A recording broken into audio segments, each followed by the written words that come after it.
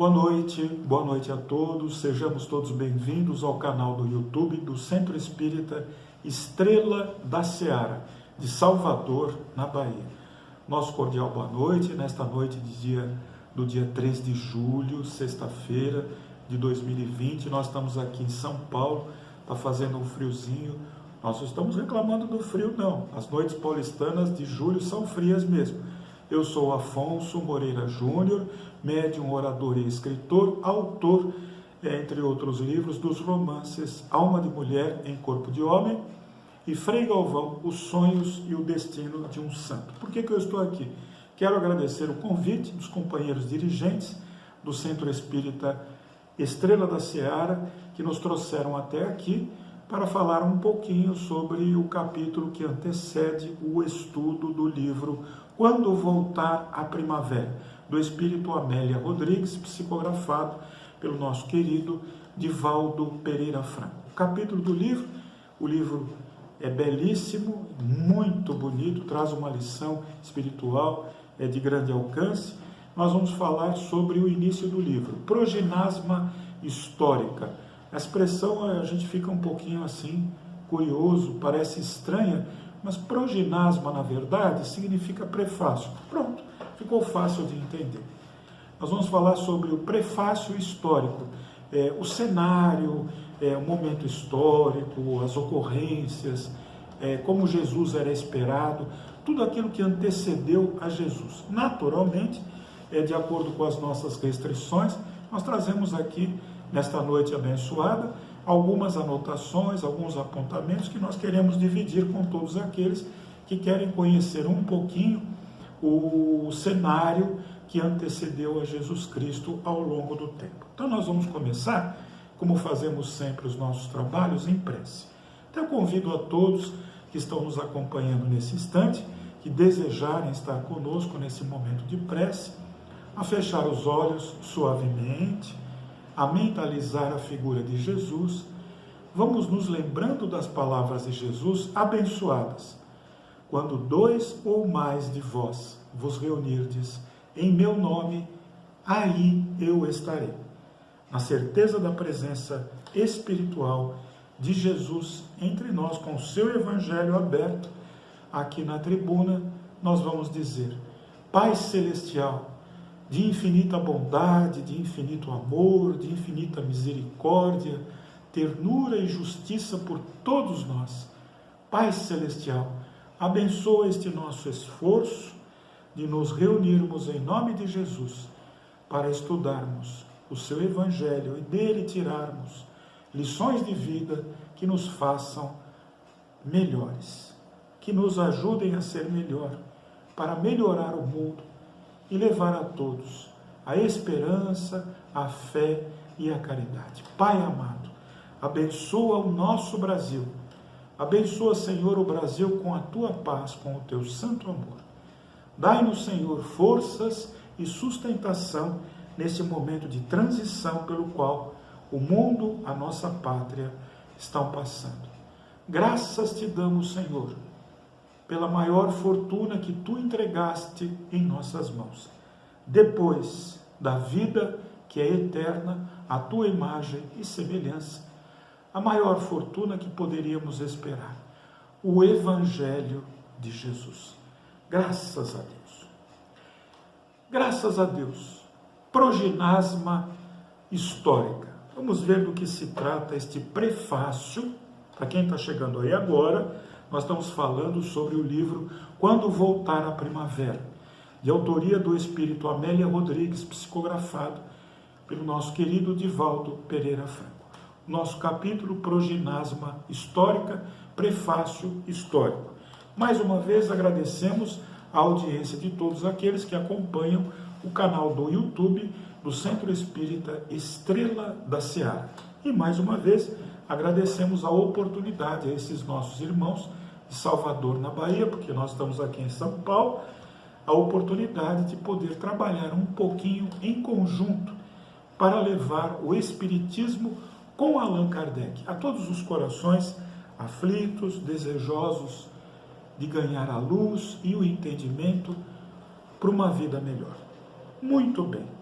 Vamos então ao cenário que antecedeu a Jesus. Nós sabemos que os hebreus ganharam esse nome porque eles eram filhos de Éber, então ficou hebreus, filhos de Éber. Em 2166 vem Abraão, o patriarca dos israelitas. Em 1898, nós estamos aí, claro que nós estamos falando numa época antes de Jesus, 2166, não é uma data precisa, não há como precisar uma data, há inclusive algumas divergências entre os historiadores, mas é a vinda de Abraão, o patriarca dos israelitas. Em 1898, um dos filhos de Jacó, foi vendido pelos próprios irmãos como escravo. Olha só o que aconteceu com José. Ele foi vendido como escravo pelos próprios irmãos. É uma história muito bonita e José, naturalmente, vai aproveitar, como ele tinha Jeová no seu coração, Jeová, o Espírito que estava à frente, o Espírito mentor do povo israelita, ele tinha grande amor por Jeová, seguia as leis de Jeová, os conselhos de Jeová. E José vai se destacar, a história é cheia de peripécias e não cabe em nossa exposição, mereceria até uma aula à parte, mas José vai se destacar, vai conquistar no Egito, onde se encontra, vai conquistar a confiança, a simpatia do faraó, e depois do faraó vai se tornar o homem de maior poder no Egito. Nós vamos mais à frente e vamos a 1526 a.C. com Moisés. A vinda de Moisés é determinante para o povo israelita. Por quê? Porque Moisés vai tirar o seu povo, a sua gente, do Egito, onde eles eram escravos. Ele vai tirar o seu povo do Egito, ele vai se arriscar, ele que era uma figura proeminente da nobiliarquia egípcia, porque ele havia sido adotado, ele estava ali numa condição privilegiada da nobreza egípcia, mas ele abre mão de tudo isso quando ele toma conhecimento, ele se sensibiliza para os sacrifícios, o sofrimento do povo de Abraão, os hebreus, que estavam ali na condição de escravos. Ele vai descobrir que, na verdade, ele também faz parte desse povo e que ele deveria, na verdade, também estar na condição de escravo. Muito bem, ele vai lutar pelo seu povo, ele que era médium, que era inspirado por Jeová, o Espírito que estava à frente, iluminando o caminho deste povo, e como todos conhecem, ele vai levar o seu povo através do deserto até a terra prometida de Canaã. 1446, antes de Jesus Cristo, nos nossos apontamentos, nós temos o Êxodo, que é a travessia do Mar Vermelho. Muito bem, num resumo bastante rápido, em seguida Moisés vai trazer a tábua dos 10 mandamentos. Quero agradecer a equipe que está me acompanhando aqui nesta noite, a Mary Cristina, quero agradecer também ao Alex Monteiro, nosso companheiro aí, que dividiu comigo as pesquisas que nós estamos apresentando aqui na noite de hoje. Muito bem, então Moisés é o grande líder deste povo e vai levar o povo de Abraão para a terra prometida. Moisés não vai chegar à terra prometida, ele vai desencarnar no Monte Nebo, contemplando, não é?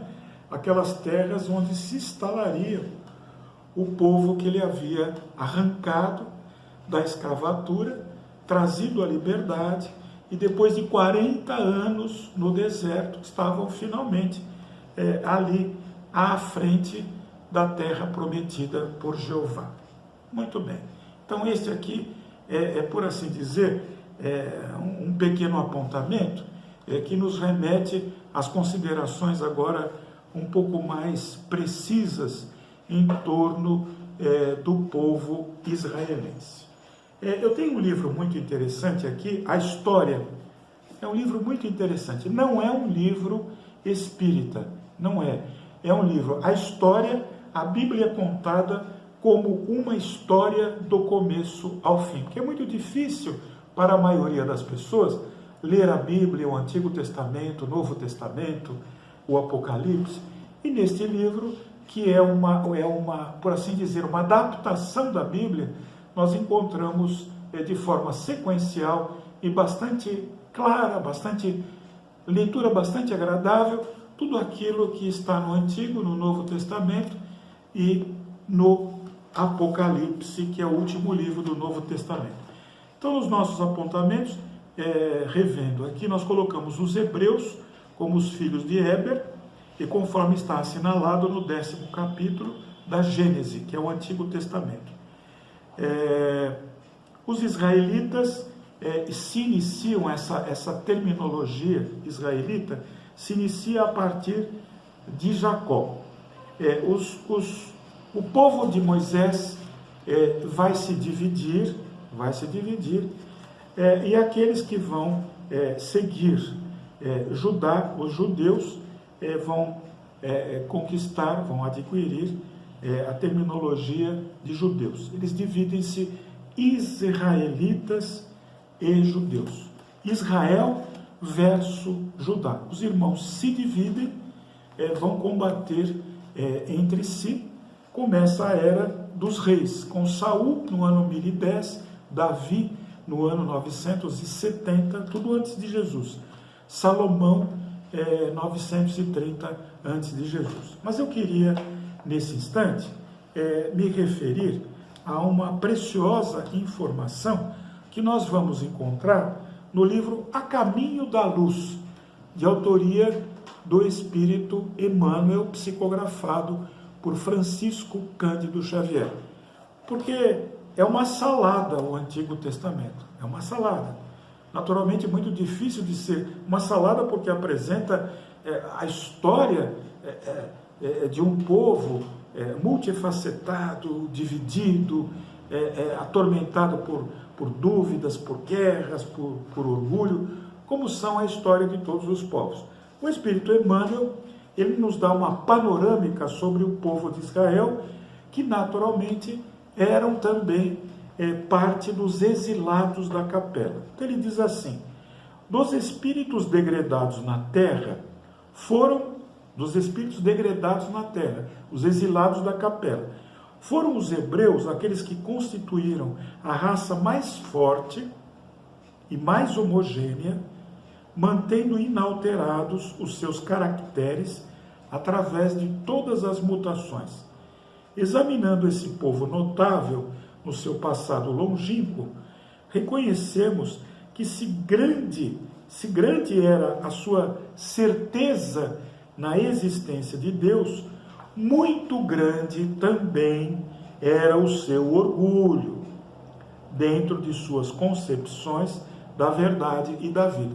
Então eu faço aqui um parêntese, interrompendo aqui as palavras de Emmanuel, para fazer um comentário. Então veja, por que o povo de Israel estava na terra? Porque tinha sido exilado de Capela. Por que eles foram exilados de Capela? Porque Capela, conforme nós conhecemos a história, Capela estava para ser promovida para mundo de regeneração, de mundo de expiação e provas para mundo de regeneração. Mas o povo de Israel,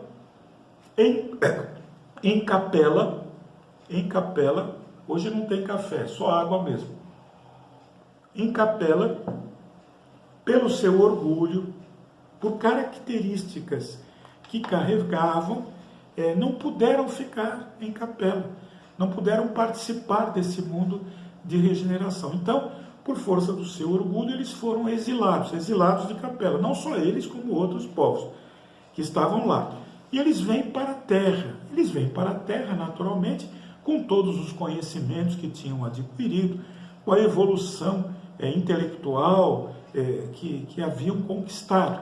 E começam uma nova epopeia na Terra, que era naquela época um mundo ainda primitivo, tá bom? Então, só para explicar, porque a gente não pode, eu tenho visto aí algumas palestras sobre o que antecedeu a Jesus, e o povo de Israel muitas vezes é colocado como mártir, não é?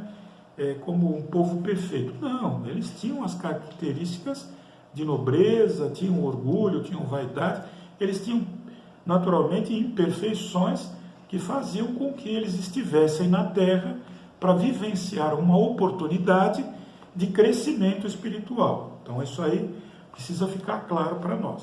Muito bem. E o Espírito Emmanuel prossegue aqui em A Caminho da Luz. E o Espírito Emmanuel diz: consciente da superioridade de seus valores, o povo de Israel nunca perdeu a oportunidade de demonstrar a sua vaidosa aristocracia espiritual, mantendo-se pouco acessível à comunhão perfeita com as demais raças do orbe. Entretanto, em honra da verdade, somos obrigados a reconhecer que Israel, num paradoxo flagrante, antecipando-se às conquistas dos outros povos, ensinou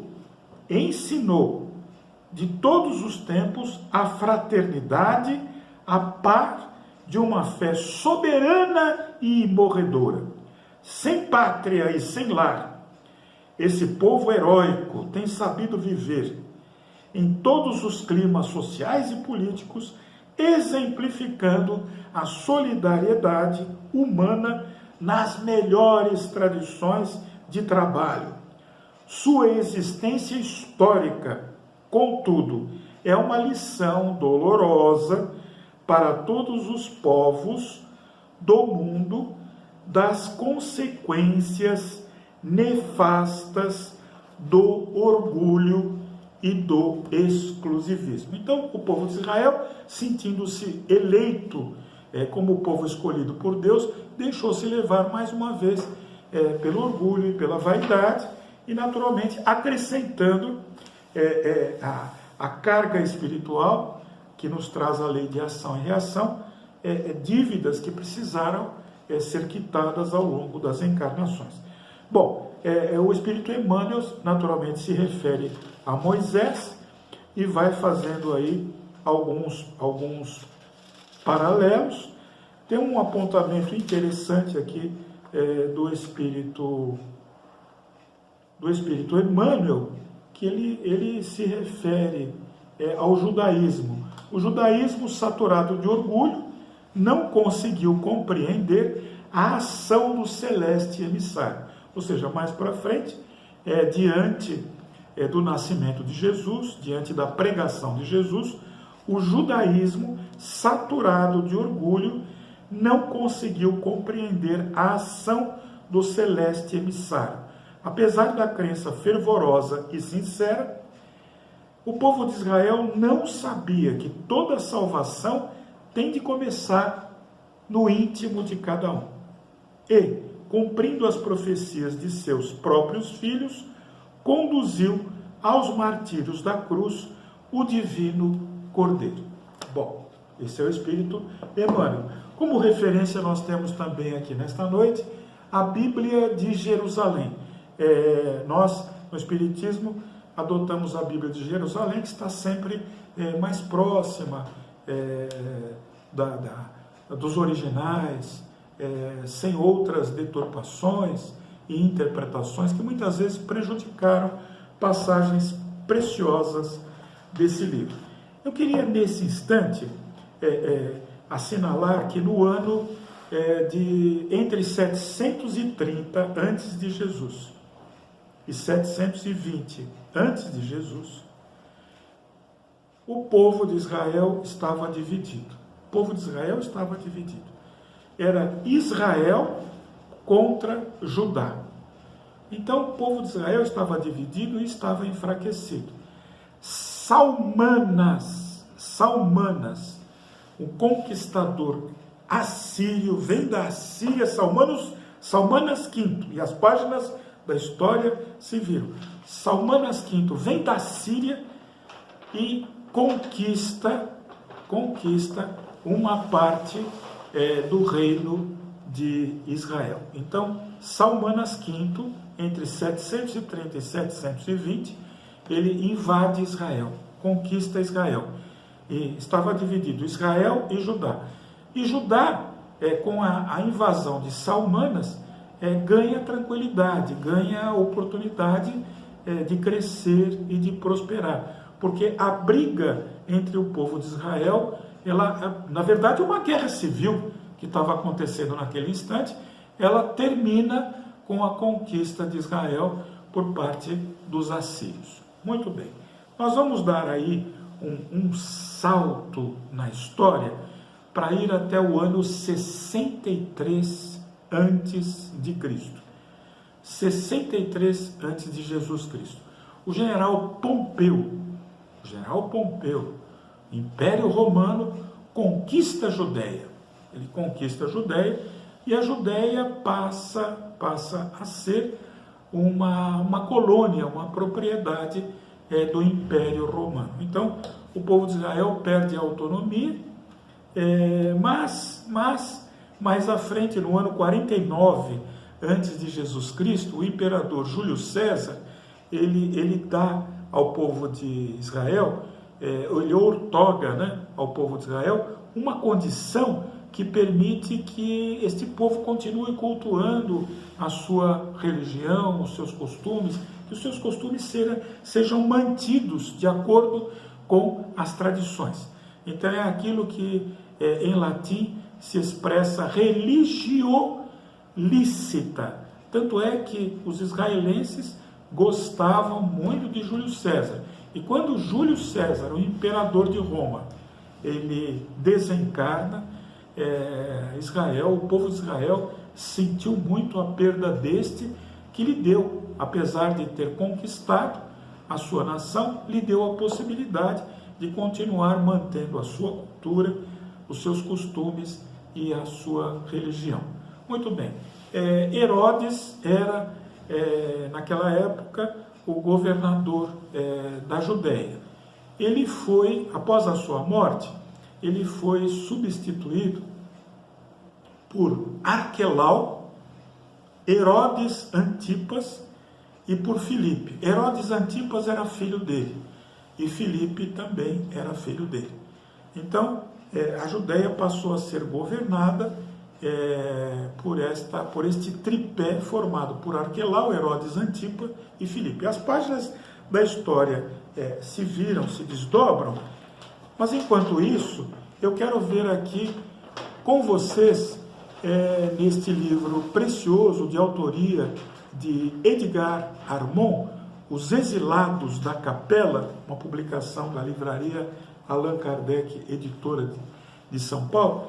Eu quero ver aqui alguns comentários que nos possibilitam entender que a vinda de Jesus, ela estava prevista não apenas pelos profetas de Israel, mas outros povos também tinham a noção de que num determinado momento histórico da humanidade, a divina providência, o Pai Celestial, o Criador, nos traria o Messias. Então, o comandante Edgar Armond, ele faz aqui algumas colocações. Ele diz assim: por isso, repetindo no livro Os Exilados da Capela, de Edgar Armond, uma publicação da livraria Allan Kardec, editora de São Paulo. Então, Edgar Armond diz assim, e ele se valeu naturalmente de uma pesquisa histórica, mas também mediúnica para estas colocações. Edgar Armond diz assim: por isso a crença em um Salvador divino foi se propagando no tempo e no espaço, atravessando milênios, e a voz sugestiva e influente dos profetas de todas as partes, mas notadamente os de Israel, nada mais fazia que difundi-la, tornando-a por fim universal. E ele cita o Espírito Emmanuel, que nós acabamos de assinalar aqui na obra A Caminho da Luz. É por essa razão, diz o Espírito Emmanuel, psicografado por Francisco Cândido Xavier, que as epopeias do Evangelho foram previstas e cantadas alguns milênios antes da vinda do emissário. A tradição messiânica, ela começa na Índia lendária, e ele vai por aí afora assinalando aqui algumas considerações que ele chama de uma santa intuição. Todos os povos esperavam Jesus em seu seio acolhedor. Todos o queriam, localizando em seus caminhos sua expressão sublime e divinizada. Faço uma pausa para comentar. Trata-se do livro Os Exilados da Capela, do comandante Edgar Armond, uma publicação, é um livro muito conhecido, muito estudado, da nossa livraria Allan Kardec, livraria editora Allan Kardec. Então, prosseguindo as palavras do comandante Edgar Armond, ele diz: os tibetanos o aguardavam na forma de um herói que regularizaria a vida do povo e o redimiria de seus erros. Era Khyentse, o santo, que não tinha pai humano, era concebido de uma virgem e existiria mesmo antes que a terra existisse. Diziam dele: será o Deus homem, andará entre os homens, e os homens não o reconhecerão. Feriu o santo, dizia a tradição, rasgai-o com açoites, ponde o ladrão em liberdade. Veja-se em tão curto trecho quanta realidade existia nesta profecia inspirada. Palavras de Edgar Armond no livro Os Exilados da Capela. Pelo ano 500 antes de Jesus Cristo, muito antes do drama do Calvário, e no tempo de Confúcio, que era então ministro distribuidor de justiça do Império do Meio, foi ele procurado por um dignatário real, que o interrogou a respeito do homem santo. Quem era, onde vivia e como prestar-lhes honras? O sábio Confúcio, com a descrição e o entendimento que lhe eram próprios, respondeu que não conhecia nenhum homem santo, nem ninguém que no momento fosse digno desse nome, mas que ouvira dizer que no Ocidente haveria, um certo tempo, um homem que seria aquele que se esperava. Então, 500 anos antes de Jesus Cristo, Confúcio já estava prenunciando a vinda de Jesus. Na Índia, toda a literatura sagrada, prossegue aqui o comandante Edgar Armond, na Índia, toda a literatura sagrada dos templos estava cheia de profecias a respeito da vinda do Messias. O Bharata Shastram, por exemplo, dizia em um de seus belos poemas que em breve nasceria um Brahma, na cidade de Sambelam, namorada de um pastor, que libertaria o mundo dos Daitas, demônios, purgaria a terra dos seus pecados, estabeleceria um reino de justiça e verdade e ofereceria um grande sacrifício. O Skanda Purana dizia: quando 3.100 anos da Kali Yuga se esgotarem, o Rei da Glória aparecerá e libertará o mundo da miséria e do mal. O Agni Purana assinalava que um poderoso espírito de retidão e de justiça apareceria em dado tempo, nascendo de uma virgem. E o Vrihad Katha anunciava que nasceria em breve tempo uma encarnação divina com o nome de Vikrana. E Edgar Armond prossegue, dizendo que na Pérsia, veja, tudo isso, gente, é um estudo histórico, onde na Pérsia, o primeiro Zoroastro, 3 milênios antes do divino nascimento de Jesus, já o anunciava a seus discípulos, dizendo: ó vós, meus filhos, que já estáis avisados do seu nascimento antes de qualquer outro povo, assim que virdes a estrela, tomai-a por guia, e ela vos conduzirá ao lugar onde ele, o Redentor, nasceu. No Egito, o país das portentosas construções iniciáticas, ele era também esperado desde muito tempo, e em sua honra os templos sacrificavam nos seus altares. Na grande pirâmide do Gizé, lá estava gravada a profecia do seu nascimento, em caracteres hieroglíficos para conhecimento da posteridade.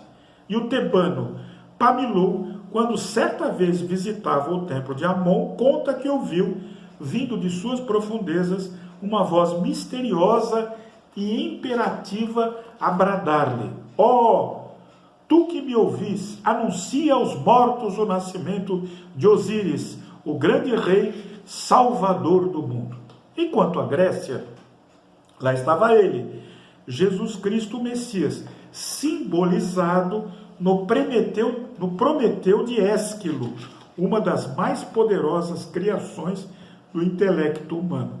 E dele disse Platão, o iluminado: virtuoso até a morte, ele passará por injusto e perverso, e como tal será flagelado, atormentado e por fim posto na cruz.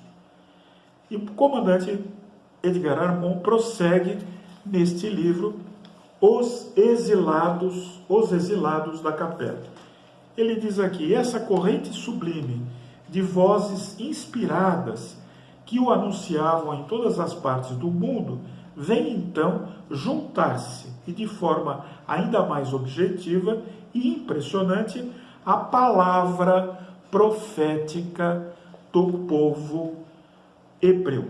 Então está ali, o comandante Edgar Armond assinala: no 4º livro de Esdras, o profeta dizia que o Messias viria da banda do mar. Jó, sob o tormento de suas provas, realmente dignificadores, dizia: eu sei que o meu Redentor virá e estará de pé no derradeiro dia sobre o pó. Isaías: eis que uma virgem conceberá e gerará um filho, e chamará seu nome Emanuel. E a terra que foi angustiada não será entenebrecida. Envileceu nos primeiros tempos a terra de Zabulon e a terra de Naftali, mas nos últimos se enobreceu, junto ao caminho do mar do além-Jordão, na Galileia dos gentios. E o povo que andava nas trevas viu uma grande luz, e sobre os que habitavam a terra de sombras e de morte resplandeceu uma luz. Jeremias, o profeta: eis que vem dias, diz o Senhor, em que se levantará a Davi um renovo justo, e sendo rei, reinará e prosperará, e praticará o juízo e a justiça na terra. Nos seus dias Judá será salvo, e Israel habitará seguro, e este será o nome com que o nomearão: o Senhor, justiça nossa. Miqueias também profetiza, Zacarias também profetiza. Davi, o ancestral de Jesus, ele diz: o Senhor enviará o cetro de tua fortaleza desde Sião, dizendo: domina no meio dos teus inimigos. O teu povo será muito voluntarioso no dia do teu poder, nos ornamentos da santidade, desde a madre da alva. Tu tens o orvalho da mocidade, és o sacerdote eterno. Julgará entre as nações, tudo encherá de corpos mortos, ferirá as cabeças de grandes terras. As profecias prosseguem. Daniel, olha só, são as profecias contidas no Antigo Testamento. Daniel, disse o anjo, 70 semanas estarão determinadas sobre o teu povo para consumir a transgressão, para acabar com os pecados, para expiar a iniquidade, para trazer a justiça eterna e para ungir, ou seja, abençoar o Santo dos Santos, desde a saída da palavra, para fazer tornar até o Messias o príncipe.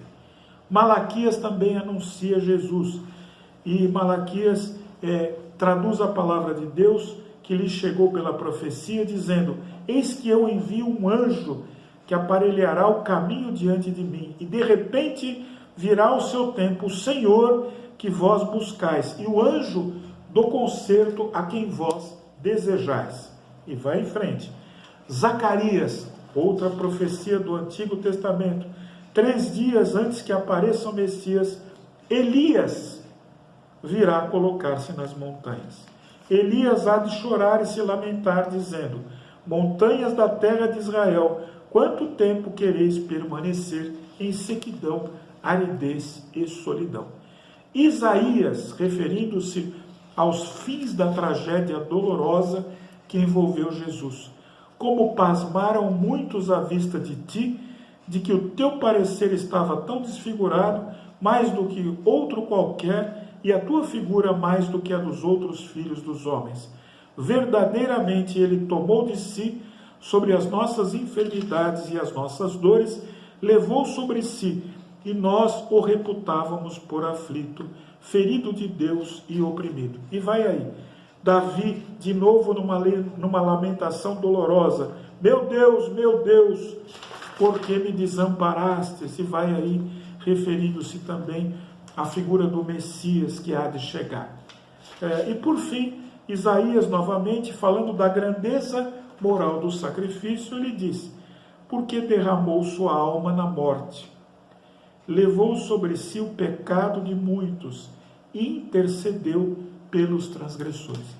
Isaías estava se referindo naturalmente a Jesus Cristo. Então, nestas referências, nós vimos aí que a presença de Jesus já era anunciada para a humanidade há muito tempo. Havia, portanto, a necessidade de preparação do terreno para que Jesus estivesse entre nós. Algumas palavras que nós podemos aqui acrescentar sobre Jesus, mas antes disso, eu queria trazer aqui como uma curiosidade, porque rastreando o Antigo Testamento é possível percorrer este caminho da genealogia de Jesus, a família de Jesus. Então vamos lá, uma fonte segura, o livro A História, que resume aqui o Antigo Testamento. Então esta é a genealogia de Jesus, o Messias. Abraão gerou Isaac. Isaac gerou Jacó. Jacó gerou Judá e seus irmãos. Judá gerou Farés e Zara, de Jamar. Farés gerou Escom. Escom gerou Arã. Arã gerou Aminadab. Aminadab gerou Naasson. Naasson gerou Salmão. Salmão gerou Bus de Raabe. Bus gerou Jobede de Ruth. Jobede gerou Jessé. Jessé gerou o rei Davi. Jessé gerou o rei Davi. Davi gerou Salomão, daquela que foi mulher de Zírias. Salomão gerou Roboão. Roboão gerou Abias. Abias gerou Asa. Asa gerou Josafá. Josafá gerou João. Ou melhor, Jorão. Jorão gerou Osias. Osias gerou Joatão. Joatão gerou Acás. Acás gerou Ezequias. Ezequias gerou Manassés. Manassés gerou Amon. Amon gerou Josias. Josias gerou Jeconias e seus irmãos, por ocasião do exílio na Babilônia. Depois do exílio na Babilônia, Jeconias gerou Salatiel. Salatiel gerou Zorobabel. Zorobabel gerou Abiúde. Abiúde gerou Eliassim. Eliassim gerou Azor. Azor gerou Sadói. Sadoc gerou Aquim. Aquim gerou Eliúde. Eliúde gerou Eleazar. Eleazar gerou Matã. Matã gerou Jacó. Jacó gerou José, o esposo de Maria. Jacó gerou José, o esposo de Maria, da qual nasceu Jesus, chamado o Messias. Então, esta aqui, numa pesquisa bibliográfica, numa pesquisa histórica, esta é a genealogia de Jesus, o Messias, conforme o Antigo Testamento. Quando Jesus nasceu, o imperador que governava Roma, o imperador que governava o Império Romano, lembrando que Roma era uma cidade-estado, ao mesmo tempo que era uma cidade, era um país, conforme a convenção naquela época. O imperador era César Augusto. César Augusto. Quando Jesus desencarnou na cruz, o imperador era Tibério, que governou cerca de 14 antes de Jesus a 37 depois de Jesus. Ou melhor, 14 de Jesus a 37 depois de Jesus. Herodes Antipas foi aquele que decapitou João Batista. Todos nós lembramos de João Batista. Foi aquele que anunciou a vinda de Jesus. Lembram-se da passagem? João Batista pressente que Jesus está próximo dele, o Messias, e ele se recusa a batizar Jesus. E Jesus diz, não, que se cumpram as Escrituras, porque nas antigas Escrituras estava escrito que Jesus seria batizado, não é? Mas posteriormente João Batista, a pedido de Salomé, instigada pela esposa de Herodes Filipe, Salomé pede a cabeça de João Batista, que é cruelmente decapitado. A gente sabe que João Batista era um pregador moralista, e ele colocava Herodes na parede, porque ele denunciava o comportamento imoral ilícito daquele que deveria governar com justiça aqueles que estavam sobre o seu jugo. Lembrando que Pilatos, ele levou Jesus, enviou Jesus a Herodes Antipas, que não teve para com ele nenhuma contemplação. Algumas curiosidades importantes. Jesus falava principalmente o aramaico, mas naquela época, no cenário em que Jesus se encontrava, falavam-se 3 línguas, o aramaico, o grego e falava-se também o hebraico. Algumas palavras a respeito da sociedade daquela época. A sociedade daquela época era dividida a classe alta, a classe média e a classe inferior. Qual era a classe alta? A classe alta era formada pela nobreza, pelas autoridades sacerdotais, pelos grandes comerciantes. Muito bem, então essa era a classe alta. A que vinha abaixo da classe alta, e também as autoridades que estavam ali na militância, que estavam ali na salvaguarda daquele povo, autoridades militares. E a classe média, como é que era formada? Era formada pelos pequenos proprietários, pelos pequenos comerciantes e pelos pequenos artesãos. Então essa era a classe média. E a classe baixa? Classe baixa, classe chamada classe inferior, era formada pelos escravos e pelos jornaleiros. Calma, não tinha jornal naquela época. Jornaleiro vem de jornada, vem de um dia de trabalho. Então era formada a classe baixa, classe inferior, era formada pelos escravos e pelos que hoje são chamados de boias frias, aqueles que trabalham no campo, na colheita, na preparação do terreno e do solo, mas que não têm casa, não têm local, que vão ali para servir por dia e ganhar o seu pãozinho de cada dia, trabalhando diariamente, jordaneando na agricultura. Então, basicamente, a economia do povo de Israel era formada pela agricultura, pelo pastoreio e pela pesca. Veja, no pastoreio não tinha boi, não tinha vaca. Esses animais eram raríssimos junto daquele povo naquela época. Era mais cabrito, cordeiro, carneiro, que eram os animaizinhos que eram pastoreados. E a pesca era feita com muito sucesso, com muita fecundidade. As páginas da história, elas se viram sempre e nos trazem muitas informações. Essas informações nos remetem a algumas considerações que são colocadas no Evangelho segundo o Espiritismo de Allan Kardec, na sua introdução. Vamos à introdução do Evangelho segundo o Espiritismo de Allan Kardec para entender melhor aquela época que Jesus estava entre nós.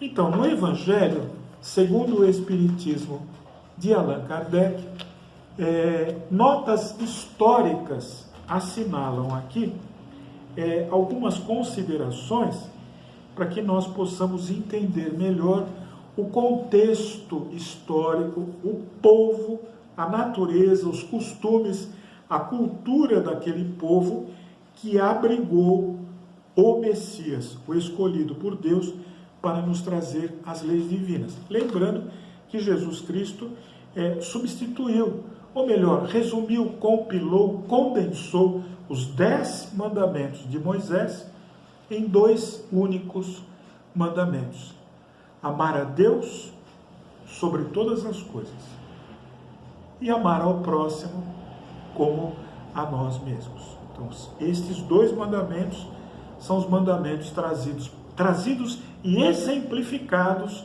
por Jesus, sempre lembrando que no Espiritismo, com Allan Kardec, Jesus não é Deus, Deus não é Jesus.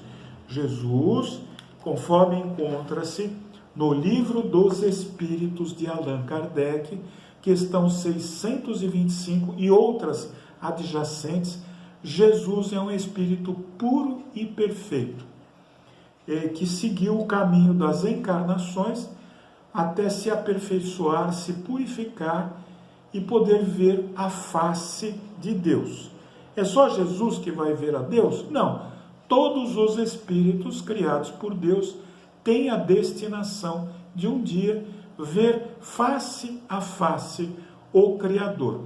Mas, para tanto, é necessário encontrar a perfeição.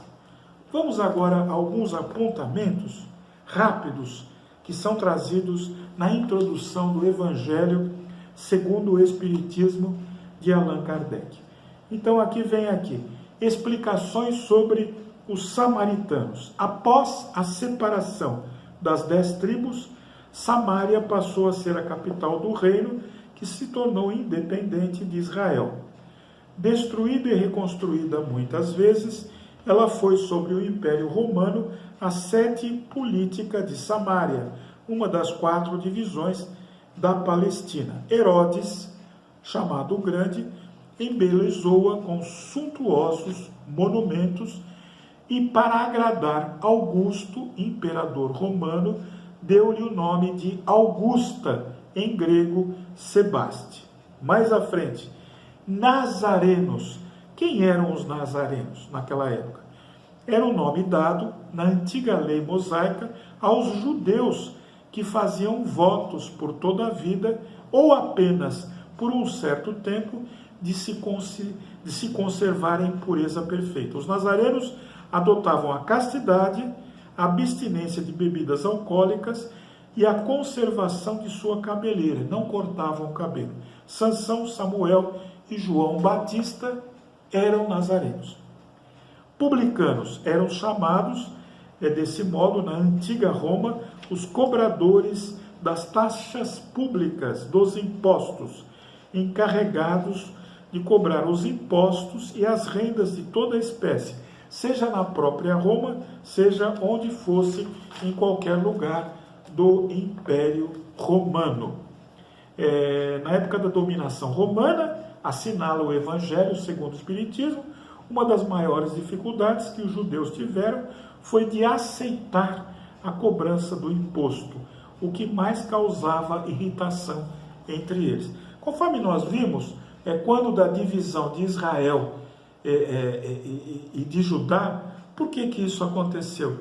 Porque os impostos cobrados na época para a construção do Templo de Jerusalém eram tão pesados, eram tão avultados, que isso dividiu o povo de Israel. Então foi por motivo de dinheiro que o povo se dividiu.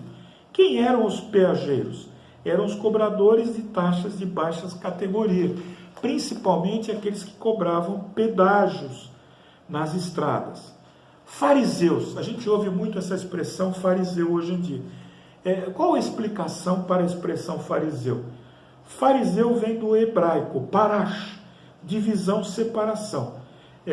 Entre os doutores, as intermináveis discussões, falando-se na maioria das vezes de simples questões de palavras ou de formas, parecidas com as disputas teológicas e com as sutilezas da escolástica da Idade Média.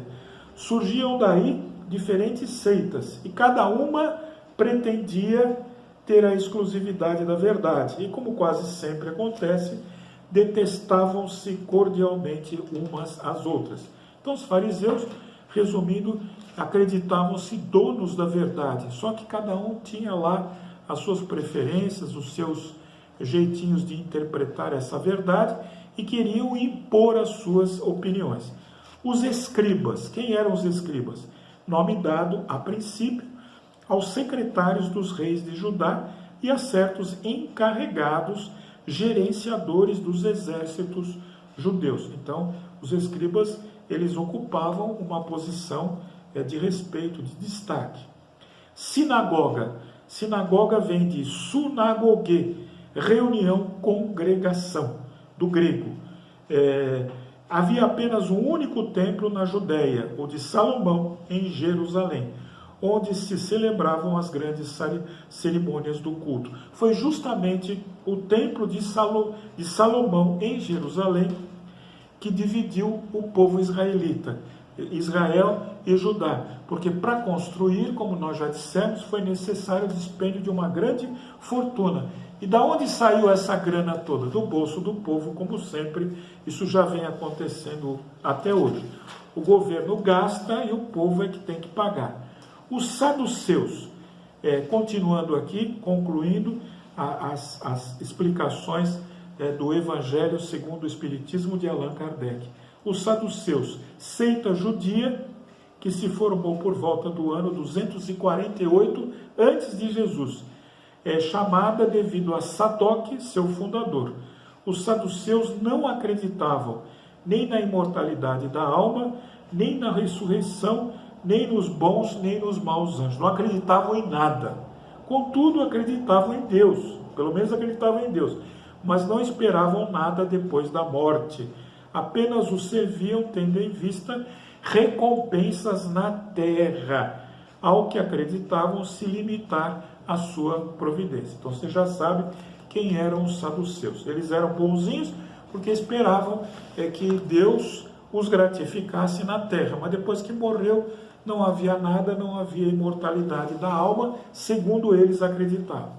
Os essênios ou esseus, seita judia fundada por volta do ano 150 a.C., no tempo dos Macabeus, e cujos membros habitavam uma espécie de mosteiro, formando uma associação moral e religiosa. Ensinavam o amor a Deus e ao próximo, a imortalidade da alma e acreditavam na ressurreição. Não se casavam, condenavam a escravidão e a guerra, tinham bens em comum e se dedicavam à agricultura. Algumas correntes filosóficas afirmam que Jesus teria se aperfeiçoado, Jesus teria aprendido muito com os essênios. Não há fundamento nisso, pois se Jesus veio à Terra como emissário de Deus, como o divino mensageiro, o Messias, ele já era um espírito puro e perfeito. Então ele não tinha nada a aprender aqui na Terra. Ele poderia até ter convivido, eventualmente, com os essênios, mais ensinando do que aprendendo. Os terapeutas, para finalizar, do grego terapeutai, derivado do verbo terapeuein, servir, cuidar, ou seja, os terapeutas eram servidores de Deus, ou curadores de Deus. Eram judeus contemporâneos de Jesus Cristo, estabelecidos principalmente na Alexandria, no Egito. Tinham uma grande afinidade com os essênios, dos quais professavam os princípios. Assim como estes últimos, dedicavam-se à prática de todas as virtudes. Sua alimentação era simples e moderada.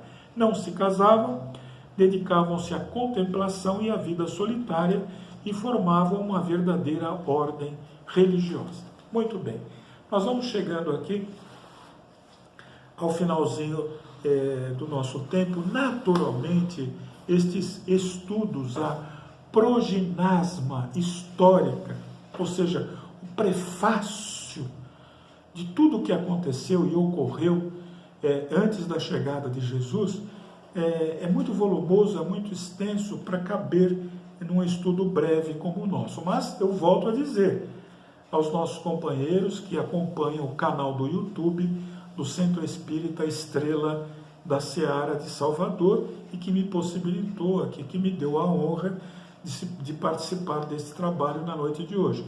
Os nossos apontamentos são modestos, eles pretendem trazer, por assim dizer, algumas notícias, algumas informações de destaque que vão, eu acredito, instigar quem estiver nos assistindo a mergulhar com mais profundidade nesse estudo belíssimo, nessa preparação que envolveu o planeta Terra para a chegada de Jesus. Nós vimos aí a genealogia da família de Jesus. Nós vimos o cenário que a Terra estava apresentando na época de Jesus.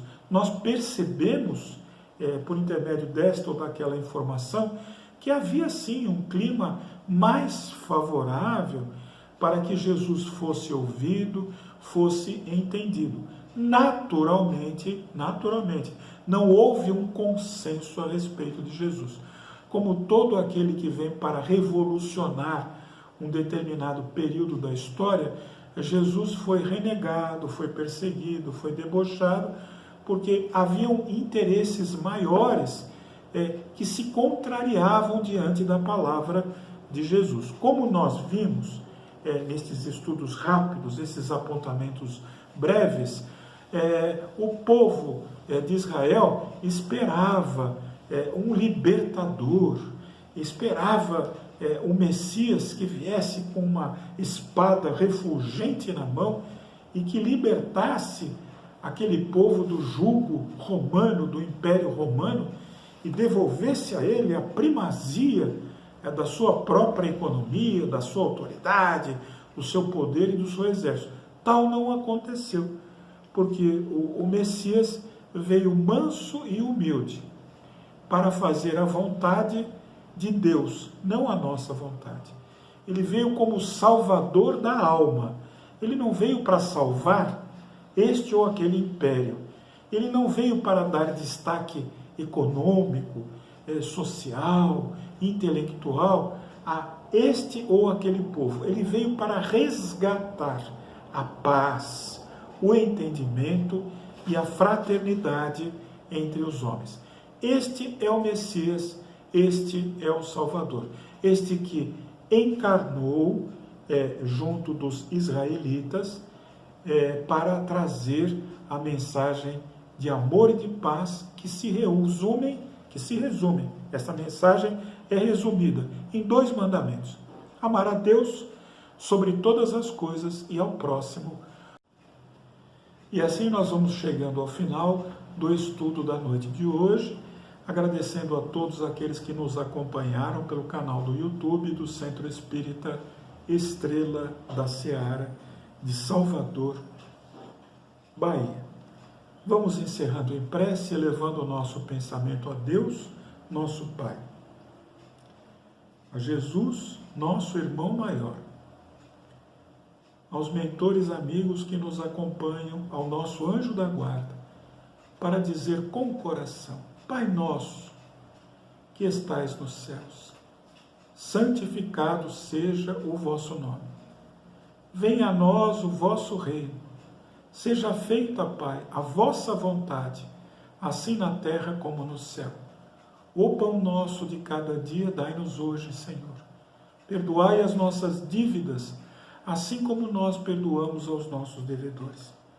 Perdoai, Senhor, as nossas ofensas, assim como nós perdoamos àqueles que nos ofenderam. E não nos deixeis, Senhor, que caiamos em tentações, mas livra-nos, Pai, de todos os males, que assim seja, graças a Deus. Graças a Deus, eu sou paz, eu sou luz, eu sou saúde. Até uma próxima oportunidade.